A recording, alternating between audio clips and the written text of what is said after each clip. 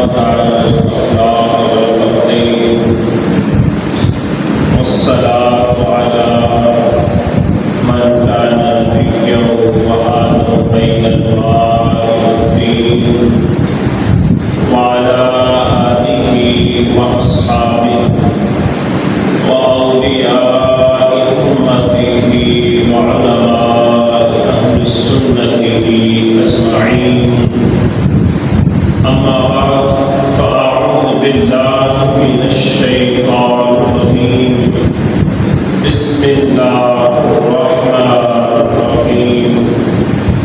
وما كان لمؤمن ولا مؤمنة إذا قضى الله ورسوله أمرا أن يكون لهم الخيرة من أمرهم ومن يعص الله ورسوله فقد ضل ضلالا مبينا.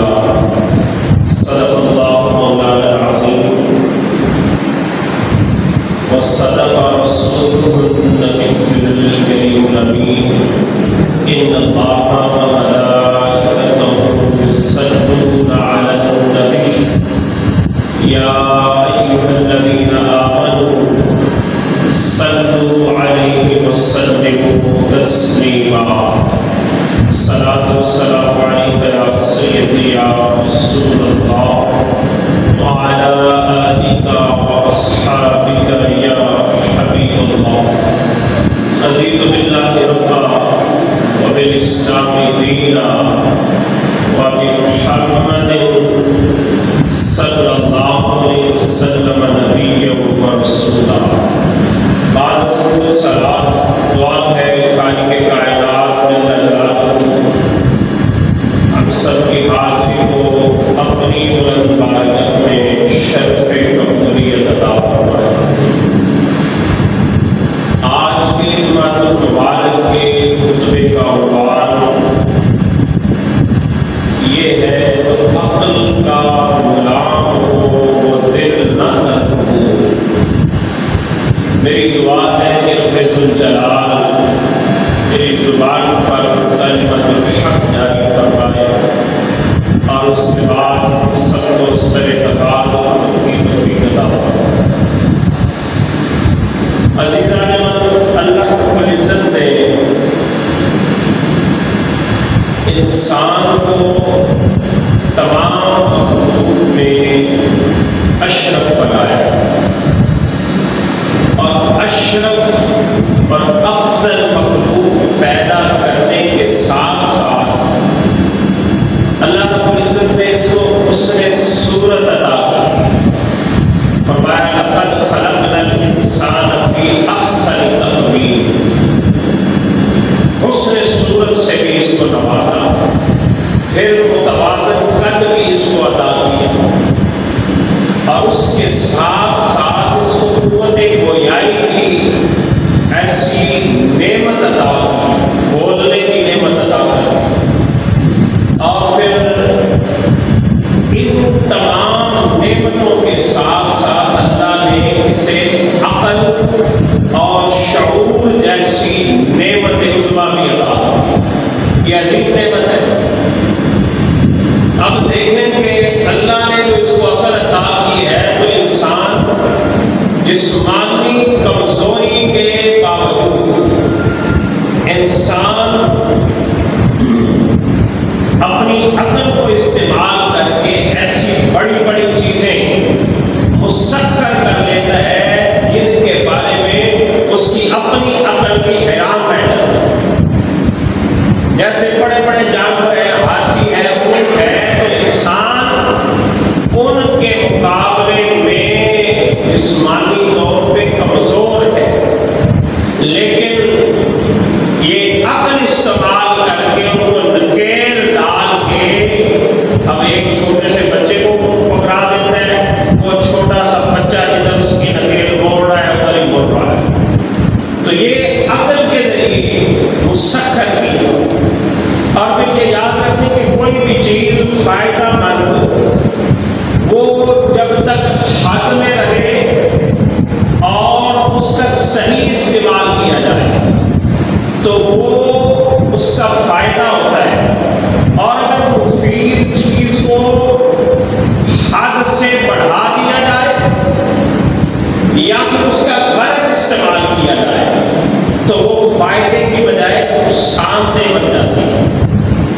اسی طرح انسانی عقل کا بھی معاملہ ہے، جب تک یہ حد میں رہے اور صحیح استعمال کیا جائے اس کا تو یہ فائدے مند ہے، جب اس کو حد سے بڑھایا جائے یا اس کا غلط استعمال کیا جائے تو پھر یہ فائدے کی بجائے نقصان دے گا۔ عزیزان من، اللہ نے انسان کو عقل دی تو اس کے ساتھ انبیاء کو بھی مبعوث فرمایا، دین اور شریعت اور آسمانی کتابیں اور صحیفے بھی عطا کی۔ اس لیے اگر انسان کی عقل کہیں بھٹکے تو پھر دین اور شریعت اس کی رہنمائی کر دیں کہ وہ اپنی عقل کے ذریعے غلط کو صحیح اور عقل مندی سمجھ بیٹھے تو دین اور شریعت بتائے گی حقیقت میں عقل یہ ہے اور یہ اس کی حد ہے اور یہ صحیح استعمال ہے۔ اب سوال پیدا ہوتا ہے کہ عقل کی حد کیا ہے؟ عقل کی حد یہ ہے کہ وہ دین اور شریعت کے تابع رہے۔ جب تک دین اور شریعت کے تابع رہے گی یہ عقل کی حد ہے، اور جب اس سے بڑھے گی آگے تو پھر وہ نقصان دہ ہو جائے گا۔ عزیزان من، اللہ رب العزت نے عقل کی اہمیت کو بیان کرتے ہوئے قرآن میں فرمایا، عقل کے بارے میں ترغیب دی، اہمیت اور حیثیت کو بیان کیا۔ فرمایا ان فی ذلک لآیات لقوم یعقلون، فرمایا بے شک اس میں عقل والوں کے لیے ضرور نشانیاں۔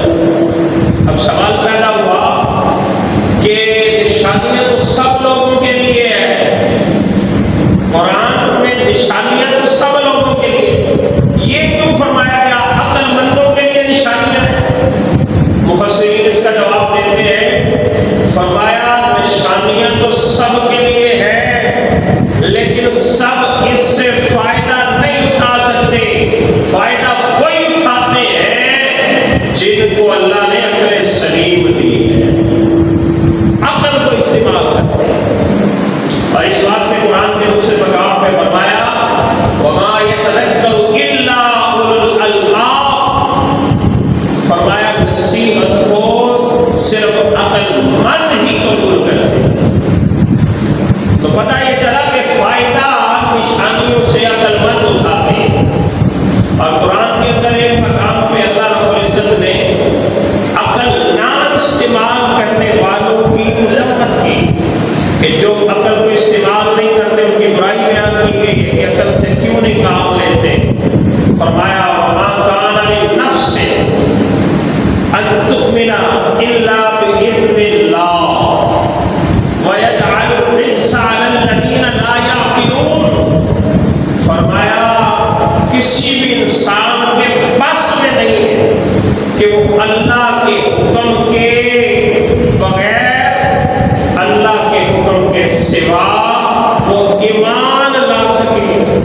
فرمایا وَيَجْعَلُ الرِّجْسَ، اور کفر اور گمراہی کی نجاست اللہ رب العزت انہی لوگوں پہ ڈالتا ہے جو عقل استعمال نہیں کرتے۔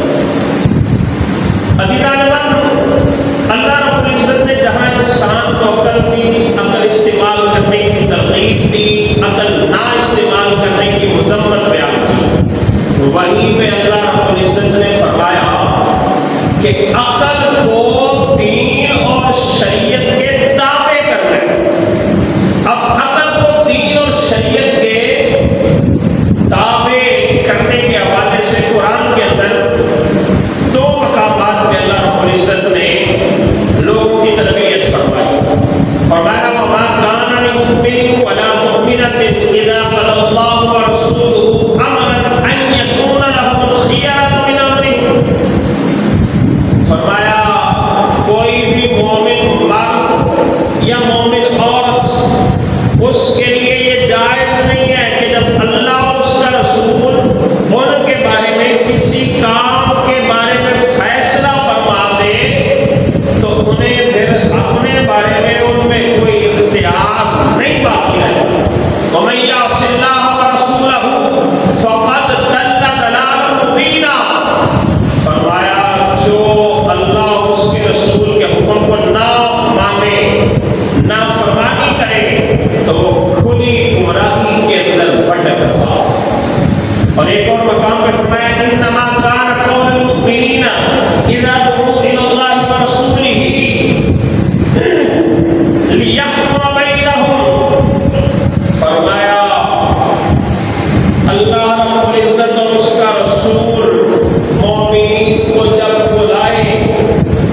لِيَحْكُمَ بَيْنَهُمْ، تاکہ ان کے درمیان رسول اللہ صلی اللہ علیہ وسلم فیصلہ فرما دیں۔ تو فرمایا انہیں یہ کہنا چاہیے أَن يَقُولُوا سَمِعْنَا وَأَطَعْنَا، کہ ہم نے سنا اور ہم نے فرما برداری کی۔ اب دیکھیے، غور کرتے ہیں ہم احادیث کی روشنی میں، تاریخ اسلامیہ میں، دین میں، شریعت میں، کہ جو محبوبان خدا ہے وہ عقل کو شریعت کے تابع کرتے ہیں۔ حضرت امیہ رحمت اللہ علیہ، آپ نے صحابی رسول حضرت عبداللہ ابن عمر سے سوال کیا، کہا کہ قرآن میں مقیم کی نماز کے حوالے سے اور نماز خوف کے حوالے سے تو بیان موجود ہے کہ ان کی فرضیت کیسے مشروع ہوئی، لیکن نماز مسافر کے حوالے سے، سفر کی نماز کے حوالے سے یہ ذکر موجود نہیں ہے، تو اس کے بارے میں ہمیں کیا حکم ہے؟ اب صحابی رسول ان کی کیسے رہنمائی فرما رہے ہیں؟ حالانکہ نماز سفر کے حوالے سے قرآن کے اندر بھی ذکر موجود ہے، لیکن صحابی رسول نے آیت نہیں پڑھی، تربیت کس انداز میں کی؟ فرماتے ہیں یا ابن اخی ان اللہ بعث الینا محمدا ولا نعلم فانما نفعل کما رأینا محمدا یفعل۔ فرماتے ہیں اے بھتیجے، اے میرے بھائی کے بیٹے، اے میرے بھتیجے، ہمیں کسی چیز کا علم نہیں تھا، اللہ نے ہمیں دین اور شریعت سکھانے کے لیے ہمیں اپنا محبوب بھیج دیا۔ ان اللہ بعث الینا محمدا، ہم نے اپنا محبوب بھیج دیا، اور فرمایا فانما نفعل کما رأینا محمدا یفعل، ہم نے ایسے ہی کرنا ہے جیسے ہم نے اللہ کے محبوب کو کرتے ہوئے دیکھا۔ جیسے ہم نے اللہ کے محبوب کو کرتے ہوئے دیکھا، ہم نے ایسے ہی عمل کرنا ہے۔ عزیزان منظر غور کریں، مولا کائنات جو باب مدینۃ العلم ہے، جو علم کے شہر کے دروازہ ہے، وہ کیا فرماتے ہیں؟ لو کان الدین بالرأی لکان اسفل الخف اولا بالمسح من اعلی۔ فرماتے ہیں اگر دین رائے کے عقل کے تابع ہوتا تو پھر میں یہ فتویٰ دیتا کہ موزے کے نیچے مسح کیا جائے۔ اسفل الخف، خف موزے کو کہتے ہیں، فرمایا موزے کے نیچے مسح کیا جائے، کیونکہ عقل اور رائے اور انسان کی سوچ، فکر یہ تقاضا کرتی ہے کہ بندہ جب چلتا ہے تو مٹی، نجاست وغیرہ پاؤں کے نیچے لگتی ہے، لیکن فرمایا میں نے یہ فتویٰ نہیں دیا، کیوں کہ دین عقل کے تابع نہیں ہے، دین مصطفیٰ کریم کے تابع۔ فرمایا وقد رأیت رسول اللہ صلی اللہ علیہ وسلم یمسح بالمسح علی ظاہر کفیہ۔ فرمایا آقا کریم صلی اللہ علیہ وسلم کو میں نے دیکھا یمسح علی ظاہر کفیہ، کہ سرکار موزے کے اوپر مسح کرتے ہیں، تو ہم بھی یہی کہتے ہیں کہ دین کو عقل کے تابع نہیں کیا جائے گا، مصطفیٰ کی اتباع کرتے ہوئے موزے کے اوپر ہی مسح کیا جائے۔ اور ایک شریعت میں، دین میں، تاریخ میں بہت بڑا نام حضرت سیدنا ابو بکر صدیق رضی اللہ تعالیٰ، آپ کے بارے میں آتا ہے کہ آپ کے پاس کفار آ گئے، کہنے لگے کہ اگر کوئی شخص یہ کہے کہ میں رات کے تھوڑے سے حصے میں مسجد حرام سے مسجد اقصی تک چلا گیا ہوں اور رات کے تھوڑے سے حصے میں واپس بھی آ گیا ہوں، تو کیا یہ درست ہے؟ فرمایا اگر کوئی کہے تو نہیں مانا جائے گا۔ کہا تیرا یار محمد مصطفیٰ کہہ رہا ہے۔ فرمایا اگر محمد عربی صلی اللہ علیہ وسلم نے فرمایا ہے تو پھر درست ہے۔ دین اور شریعت کو جو ہے غالب رکھا جائے گا، اپنی عقل کو دین اور شریعت پہ قربان کیا جائے گا۔ عقل قربان کن بپیش مصطفیٰ، سرکار کی جب بات آ جائے، حضور کی جب گل آ جائے، پھر عقل دے گھوڑے نہیں دوڑائے جائیں گے، پھر عقل نو حضور دے سامنے قربان کیا جائے گا۔ عزیزان من، اللہ کے پاک پیغمبر جن کی یاد کو منانے کا یہ حکم ہے اور قربانی بھی جن کی یادگار ہے، ان کی ساری زندگی کا مطالعہ کریں گے تو قربانیوں سے بھری ہوئی۔ انہوں نے دین پہ، اللہ کے حکم پہ ہر چیز کو قربان کیا۔ اللہ، اور جب ذی الحج کا چاند طلوع ہونے والا ہوتا ہے نا، یہ موسمی مینڈکوں کی طرح کچھ لبرل اور بے دین لوگ چینلوں پہ آ جاتے ہیں اور آ کے وہ دین کی ترجمانی بیان کرنا شروع کر دیتے ہیں، اپنی عقل کے گھوڑے دوڑاتے ہیں، آپ کہتے ہیں کہ یہ قربانی کرنے کی بجائے صدقہ خیرات کر دیا جائے، اور تسی مانگنے لگتے ہو اللہ کا حکم ہے جدوں اللہ نے فرض فرمایا ہے، پھر اپنی عقل کے گھوڑے نہیں دوڑائے جائیں گے۔ کہتے ہیں صدقہ خیرات کرتے ہو قربانی کرنے بجائے، اور غریبوں کی حاجتیں پوری کرنے کی طرف ان کی توجہ جاتی ہے، یا پھر ان کو جانوروں کی نسل کشی یاد آ جاتی ہے اور کہتے ہیں کہ قربانی کرنے سے دیکھیں کتنے جانور ختم ہو جاتے ہیں، اور جو بھی ہو جائے اللہ کا فرمان کا حق ہے، اس کے مقابلے میں کوئی چیز نہیں لائی جائے گی۔ عزیزان من، میں پوچھتا ہوں ان سے کہ جب اللہ رب العزت نے اپنے پاک پیغمبر حضرت سیدنا ابراہیم خلیل اللہ علیہ السلام آپ کو جب بیٹا چاند سے خوبصورت بیٹا حضرت اسماعیل علیہ السلام عطا کیے، آپ کی عمر مبارک کتنی تھی اس وقت؟ کتنی؟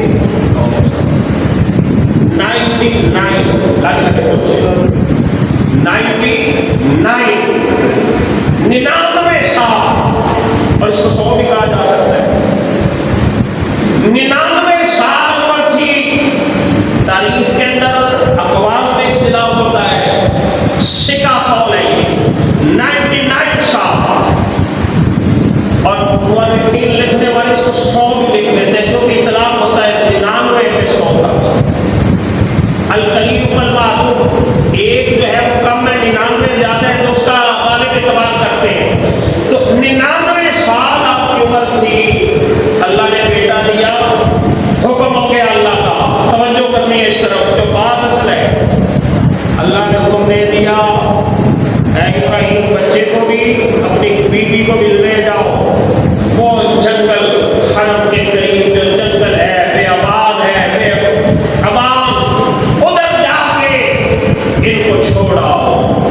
اب آپ نے اللہ کے حکم کے مقابلے میں عقل کے گھوڑے، میں پوچھتا ہوں چینل پر بیٹھ کے جو چر چر کرتے ہیں اور ان کی زبانیں بہت لمبی اور دراز ہو جاتی ہیں، اور وہ کہتے ہیں جی دیکھیں صدقہ خیرات کرتے ہیں، یہ جی قربانی کرنے کی جگہ پہ غریبوں کی حاجتیں پوری کرتے ہیں، کسی غریب کی بچی کی شادی کرتے ہیں، غریب کی بچی کی ہیلپ اپنی جگہ پہ ہے، لیکن اللہ کا حکم اپنی جگہ پہ۔ آپ نے اللہ کے حکم کے مقابلے میں عقل کے گھوڑے نہیں دوڑائے، اللہ کا حکم ہے جیسے ویسے ہی کیا ہے۔ اب بچہ جب بڑا ہوا تو بوڑھے باپ کا سہارا ہوتا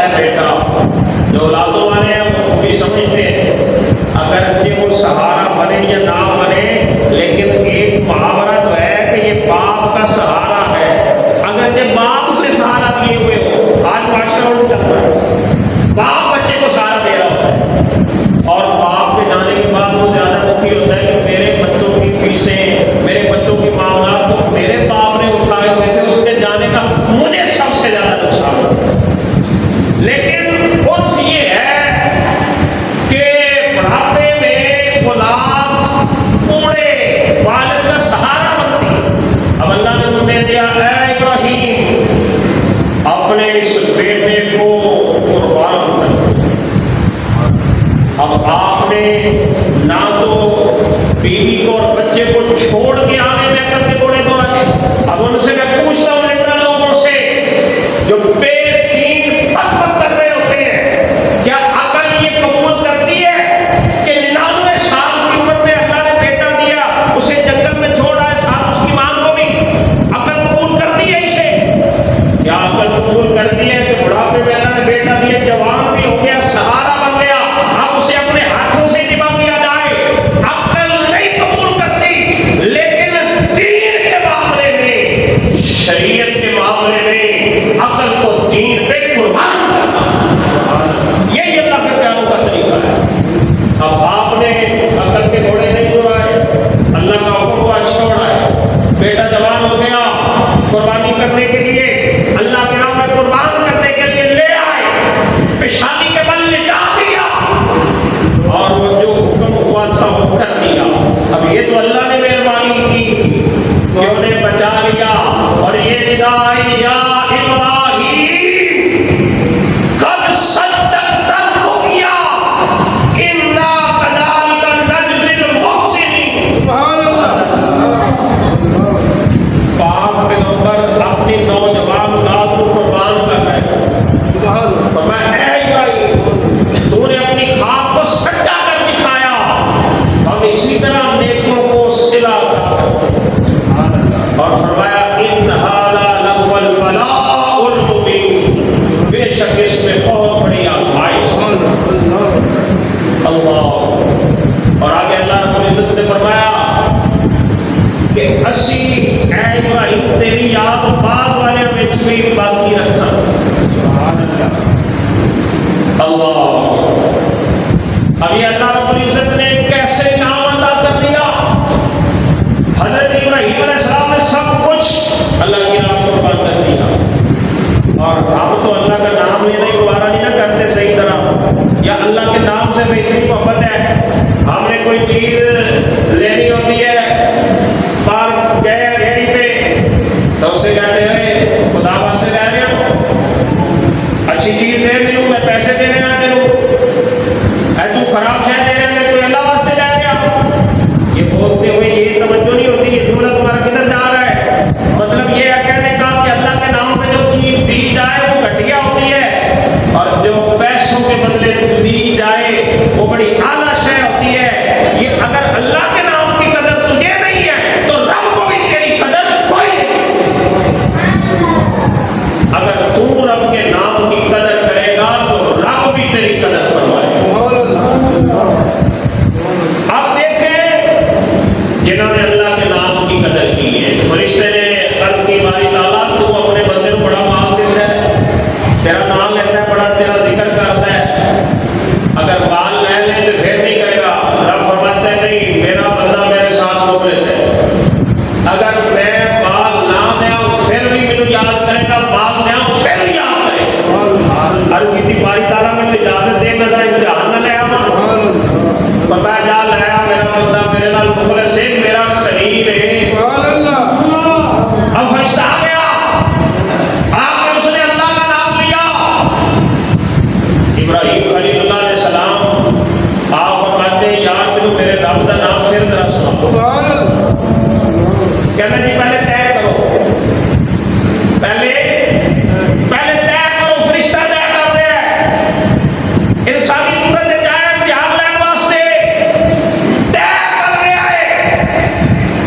کہتے طے کرو کہ دو گئی پہلے جناب اللہ کا نام ہے نا انہیں بدلے طے کرو کی دو گئی. آپ جو بڑے واہ وشی تے اسی تے ایک پاوے انجڑ بھی ہوئے نا تے اللہ دے نام تے ایک جانور بھی دینا پوے تے نال ہی جان دی لگ اللہ دے نام تے جے اپنی عیاشیاں کرنیاں ہون منڈے دا پریما جی 400 بکرا کر دے. اللہ نے توفیق دی تے کئی ایسے لوگ بھی کر رہے ہیں، لیکن اللہ دے راہ وچ دین لگیا نال دل مردہ بھی نکل جاتا ہے. جنہاں نے اللہ کے نام کی قدر کی تھی اللہ نے انہوں نے کتنا انعام دیتا ہے. اللہ فرمایا میرا بندہ میرے نام مخلص سے جا آ کے اللہ کا نام لیا کر طے کرو، پھر دوبارہ اللہ کا نام سناؤں گا.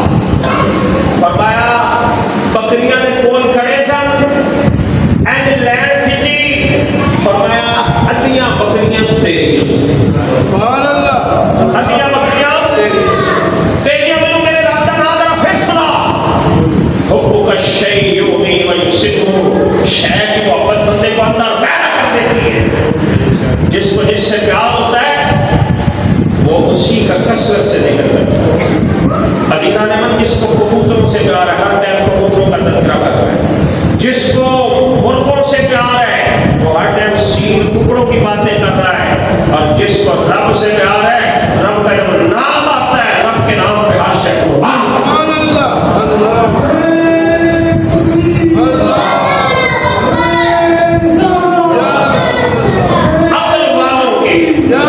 عقل والوں کے نصیبوں میں کہاں ذوق جنوں عشق والے ہیں جو ہر چیز لٹا دیتے.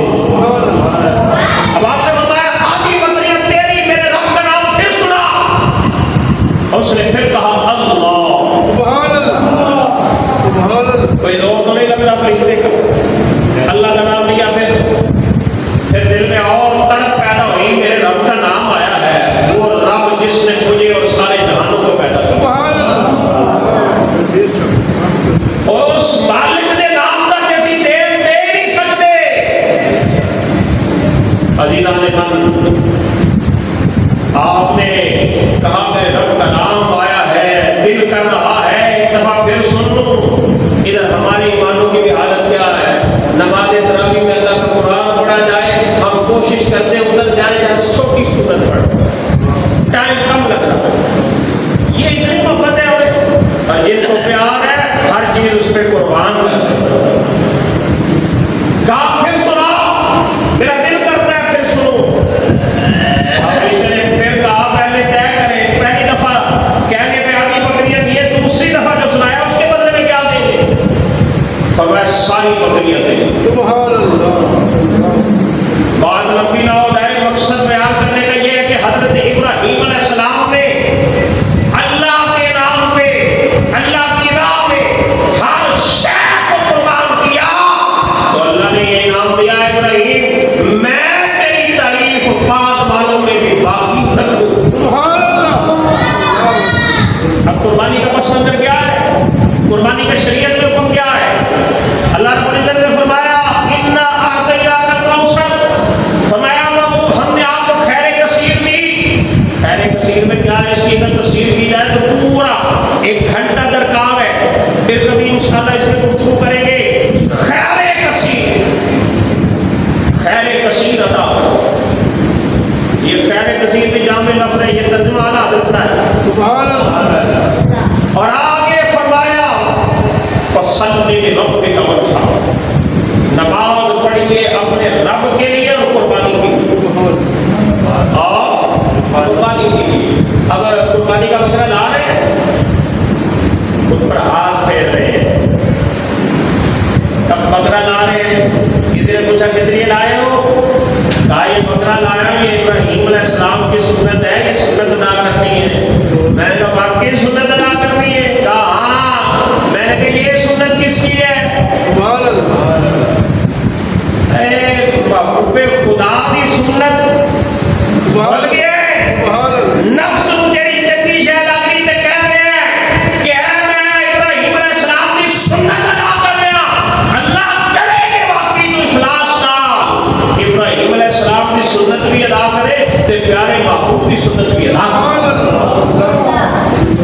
اللہ اس واسطے میں دعوت فکر دے رہا ہوں کہ اگر سنت ہی ادا کر رہے ہو نہ محبوب خدا کی سنت بھی ادا کرو نہ ابراہیم علیہ السلام کی سنت بھی. اے بکرے نو ذبح کرنا ابراہیم علیہ السلام کی بھی سنت ہے ساڈے نبی دی بھی سنت ہے تے داڑھی رکھنا بھی ساڈے نبی دی سنت ہے. اینو کٹ کے نالی تے نہ سٹ اینو اپنے چہرے تے سجا لے تاکہ گنبد خضرا میرے نبی کا دل خوش ہو جائے کہ واقعی میرے امتی نے اپنے چہرے تے میری سنت کو سجا دی.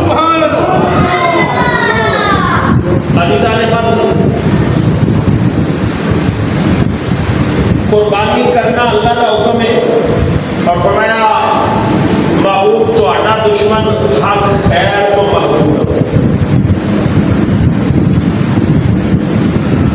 قربانی نبی پاک صلی اللہ علیہ وسلم نے مدینہ پاک میں 10 سال قیام فرمایا. حدیث ہے اقام رسول اللہ صلی اللہ علیہ وسلم بالمدینہ 10 سنین یدخی کل سنہ کے. فرمایا 10 سال حضور نے مدینہ منورہ میں قیام فرمایا کہ ہر سال ہی قربانی کی. سبحان اللہ. حضرت ابو ہریرہ راوی نے ولم يضحي فلا يقربن مصلانا. فرمایا جنہوں اللہ نے گنجائش دیتی ہے، جنہوں اللہ نے وسعت دیتی ہے، جنہوں اللہ نے مال وسیع عطا کیتا ہے تے او وسعت کے باوجود قربانی نہ کرے تے حضور نے فرمایا وہ ساڈی عیدگاہ دے نیڑے نہ ہو.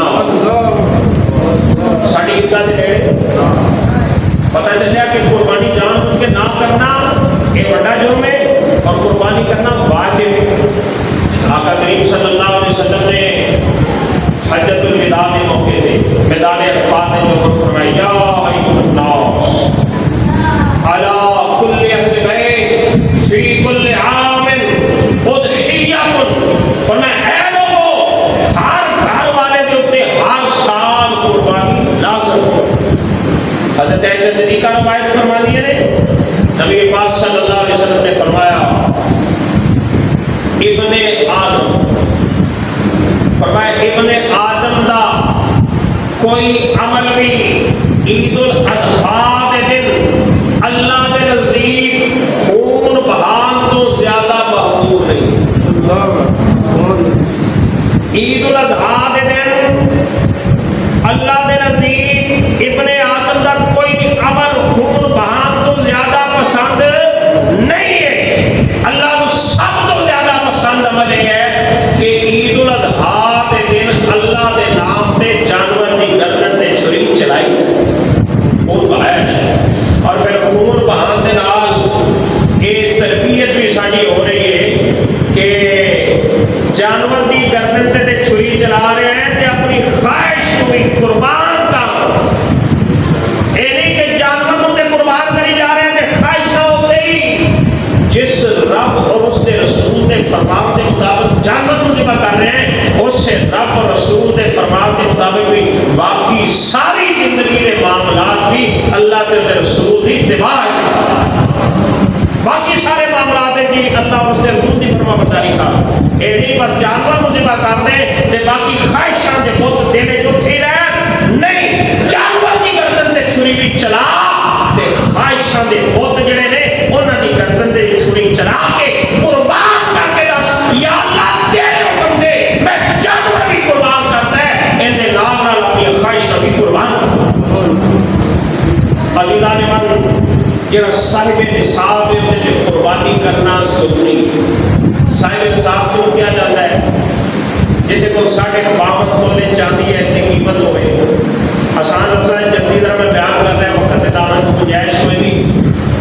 مئی کے مہینے 2025 جڑے شراب حضرات نے سنار نے انہوں کو پوچھو کہ چاندی کی قیمت دیکھی ہے فی تولہ تقریباً 3400 روپے ہے نہیں ہے 3600 کی 26 تاریخ کا ریٹ ہے. اگر وعدہ کرتا رہتا ہے 100-200 کے تھلے ہوتا رہتا ہے 3400 یا 3600. اس اعتبار نال 3400 کا اگر حساب رہ جائے میں جڑا حساب لا رہے لوگ دے سرافہ بتا دیں یہ نصاب بنے گا 1,78,000 تقریباً 1,78,000 کم و بیش تھوڑا بہت تھلے ریٹ اگر اتنے ہو گیا دیتے جا سکتا ہے تھلے ہو گئے تھلے بھی آ سکتے ہیں کیونکہ اتنے تھلے ہوتا رہتا ہے. تو 1,78,000 یا اس تو زائد نقدی دا یا سونے چاندی دونوں ملا کے نصاب رہ جائے یا سامان کچھ بھی اینی رقم پہنچے تو اس کے اتنے قربانی کرنا لازم ضروری ہے. اگر نہیں کرتا تو گناہگار ہے. سابقہ سالہ کے لیے قربانی کرنا لازم سی اپنی سستی کی وجہ تو نہیں کر سکیا جو ہوں وہ قربانی نہیں کر سکتا وہ اس دور دے اس وقت دے وہ جانور کی قیمت کے برابر صدقہ کرے اور حکم ہے جو صدقہ کرتا ہے. ایک قربانی کرنی چاہیے اللہ کی رضا واسطے اور قربانی دے وچ اپنے غریب مسلمانوں کا بھی خیال کرنا چاہیے. دعا